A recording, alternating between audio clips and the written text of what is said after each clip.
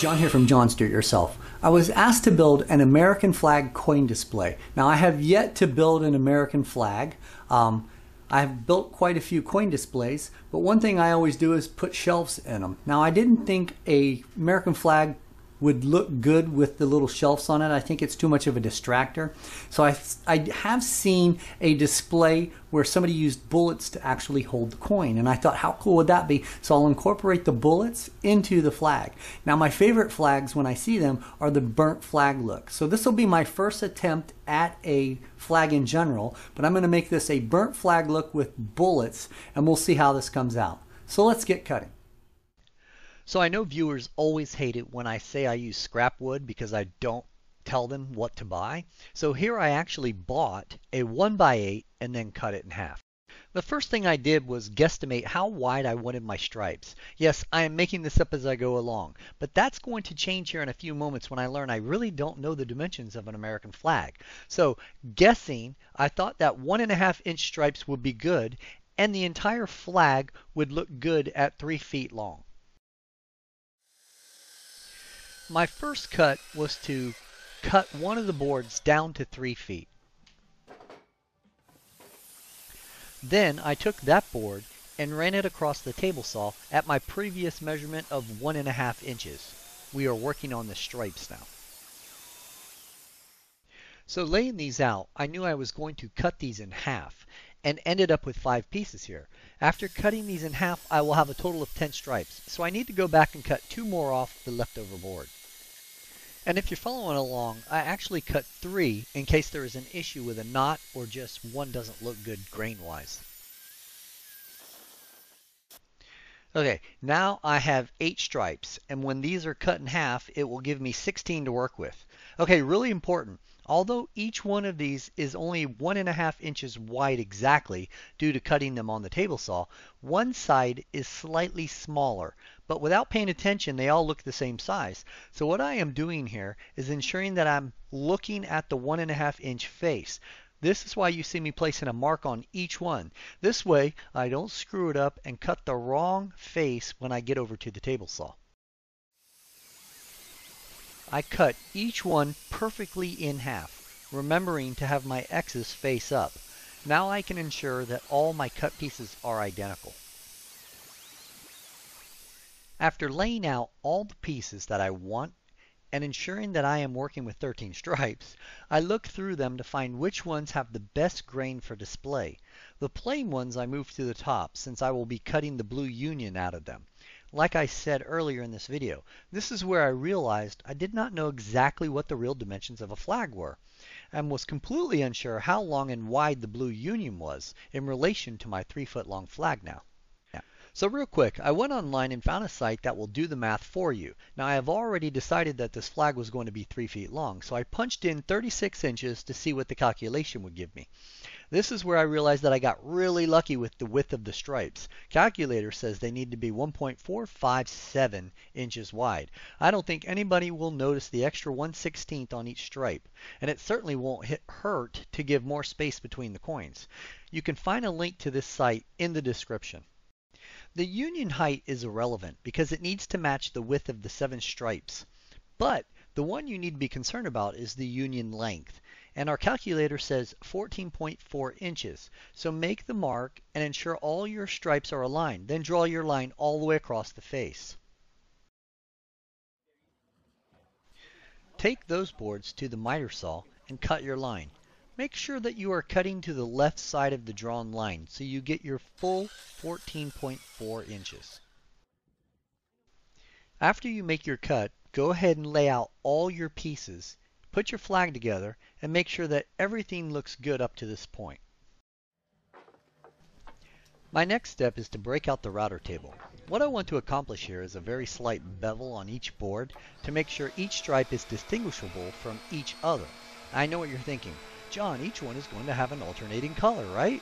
Yes, this is true, but with a slight bevel, there will be a shadow cast between each stripe to give each one a distinct edge. When all is said and done, and I am to the point where I want to polyurethane the flag, I want to make sure that it's already smooth. So before I start burning and staining, I take it to the sanding board and give it a quick sanding. At this point, the stripes are laying on a piece of plywood and clamped together to ensure that they are all even. I bought a 24-inch by 30-inch glued soft pine board. These come in a variety of sizes, so get one that's big enough. I have not really decided how I am going to do the stars, so I will cut a few identical pieces to give me options to work with. You will only need to cut one based on which of the outcomes you like best in this video. Just like before, I sand these before I begin. This is soft pine, so it doesn't take very long. So now I was going to begin to burn the wood. I will speed things up here a bit, but you get the idea. While I'm on the subject of burning the wood, I want to point out the differences in torch heads. Now I have two heads, and I am going to let you know that a regular torch head, like the one pictured here, will not give you the quality looking burn you want. Trust me on this. If you are burning your wood and not getting the same results as what you are seeing in this video, then you need to change your torch head. I have put a link in the description of this video of the exact one I am using. It gets the job done. Again, if you are using a standard head like this one, then do not, I repeat, do not expect the same results. And no, this is not a paid advertisement. I just don't want anyone to try this project and get crappy results and not understand why. Now we can begin staining our wood.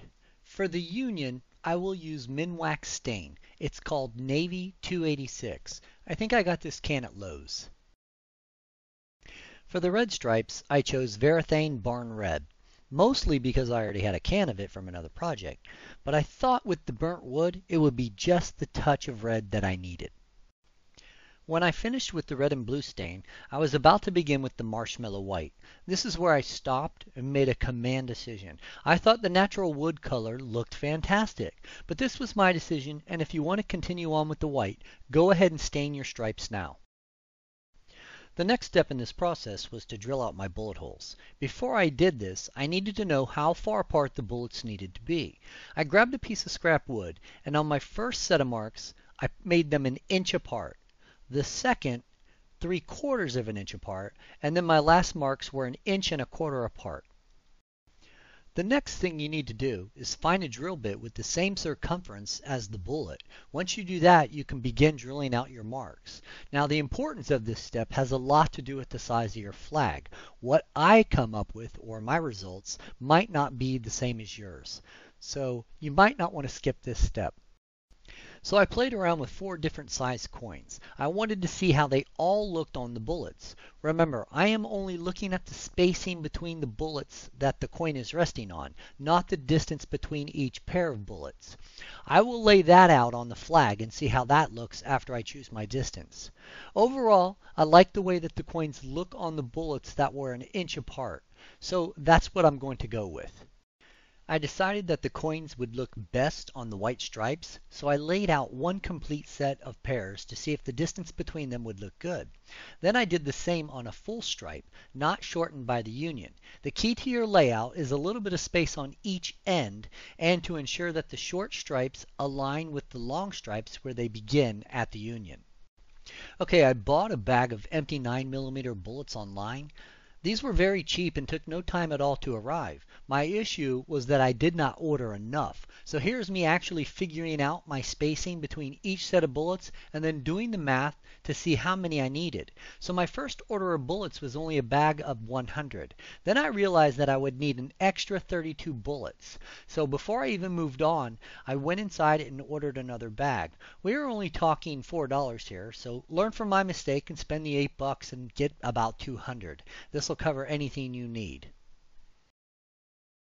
Before moving your shells, measure the distance the first shell is from the union, and then you can transfer your marks onto your stripes. I used extra pieces that I never stained so I could see my pencil marks clearly. Before we start drilling the holes, lay out your shells on the pencil marks and take one last look and make sure everything looks aligned. Leaving the marked pieces on the bench, we go and grab all the white stripes from the flag, and with a square, we mark our boards. Here I use a Sharpie so I can clearly see the black dot through the burnt wood. Now I'm not doing these in the center of each stripe, I'm doing them just a hair from the bottom. Now we can begin drilling out our holes.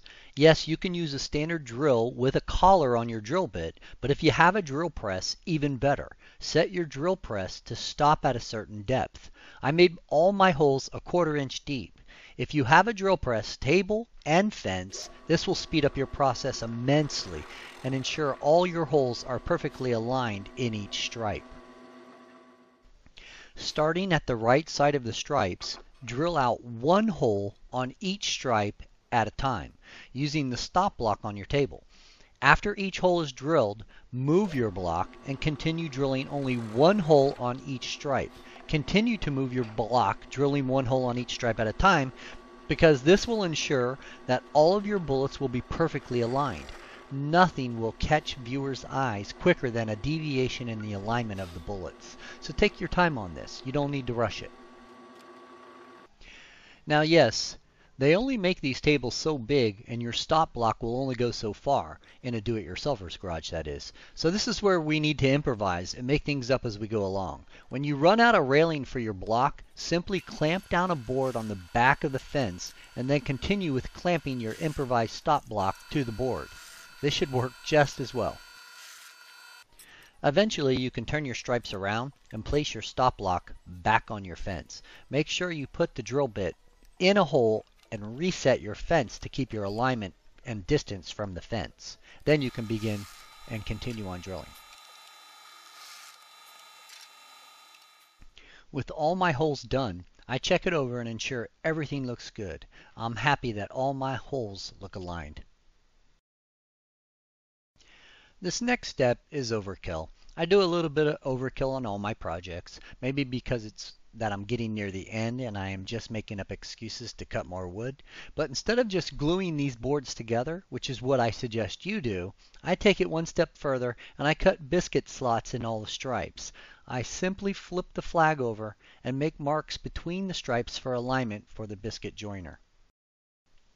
Then I just continue to cut a slot on all my marks. If you are wondering what the plexiglass is for, well, remember that each white stripe has a 1/4 inch hole in it for the bullet shell, and you don't want a biscuit to cut into these holes and prevent the bullet from being seated properly. So I take a few pieces of plexiglass and I raise the board so I am cutting below each bullet hole.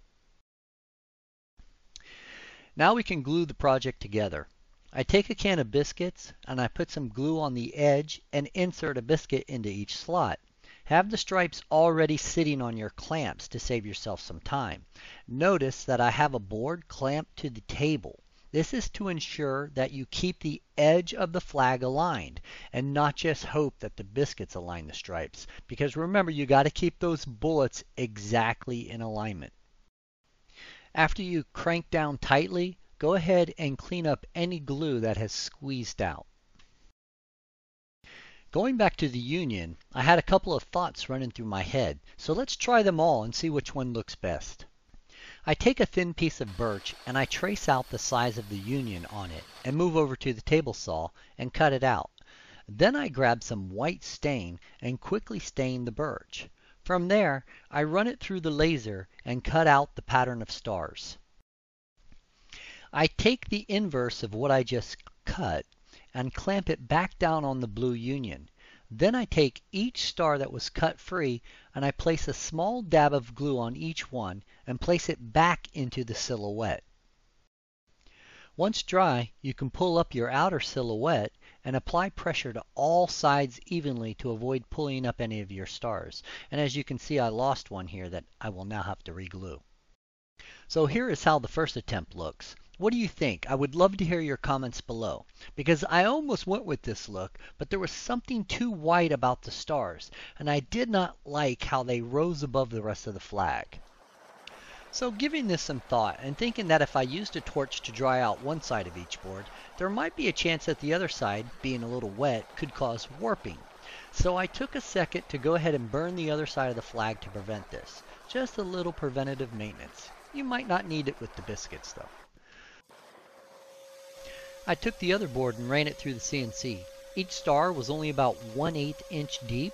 Again, I just did not like the look of the stars being so clean, and when I put the torch to them, I kind of ruined the stain. So I did not like the way this one came out either. I grabbed a piece of knotty white pine and I ripped it into two pieces, mostly because I wanted to cut out the stars again and attempt something different. And I'm using a diode laser, so the thinner the wood is, the easier it would be to cut. So now I was working with a 3/8 thick board. I stained it just like the others, and then I cut out the stars. I had burnt both sides of this board, so once the stars were out, I simply put the stars back into the silhouette, but with each one flipped over, showing the white wood burnt side. This gave me the burnt look without screwing up the blue stain, and it matched the burnt look of each white stripe. To hold things together, I taped them down to hold them in place, and using a piece of plywood to give me my union height back, I glued them together. I took some scrap wood and pressed them together to ensure all my stars would have a great bond, and then I let it sit. Even before pulling the tape off, I could tell this is what I wanted to go with. It looked just great, and it was exactly like the design in my head. For the next step of this process, I will not go into much detail, but while I was looking at the side of the flag, I just hated the raw open sides and how they looked. So I thought, hey, I know how to build a shadow box. So that's exactly what I did. I built a shadow box to hide the edges of the flag. I think in the long run that this makes your flag look a little more elegant.